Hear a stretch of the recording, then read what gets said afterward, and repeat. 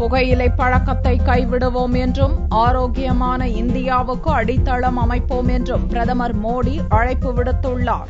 உலக புகையிலை எதிர்ப்பு தினத்தை முன்னிட்டு பிரதமர் நரேந்திர மோடி டுவிட்டர் மூலம் அறிக்கை வெளியிட்டுள்ளார்.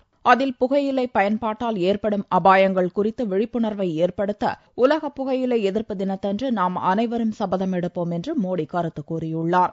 அதோடு இந்தியாவில் புகையிலை பயன்பாட்டை குறைக்க பெருமுயற்சி எடுக்க உறுதியேற்போம் என்றும் மோடி தெரிவித்துள்ளார். பயன்படுத்துவோரை மட்டும் புகையிலை பாதிப்பு ஏற்படுத்துவதில்லை, அவரை சுற்றியுள்ள அனைவருக்கும் பாதிப்பை ஏற்படுத்துவதாக கவலை தெரிவித்துள்ள மோடி, புகையிலையை பயன்படுத்த மாட்டோம் என்று சொல்வதன் மூலம் ஆரோக்கியமான இந்தியாவுக்கு நாம் அடித்தளம் அமைப்போம் என்றும் இந்தியர்களுக்கு அறைகூவல் விடுத்துள்ளார். சிகரெட் போன்ற புகையிலை பொருட்களை பயன்படுத்துவதால் உண்டான நோய்களுக்கு சிகிச்சை பெறுவதற்காக 2011ஆம் ஆண்டில் இந்தியர்கள் செலவழித்த தொகை 1,04,500 கோடி ரூபாய் என்று மத்திய சுகாதாரத்துறை அமைச்சக புள்ளி விவரம் கூறுகிறது.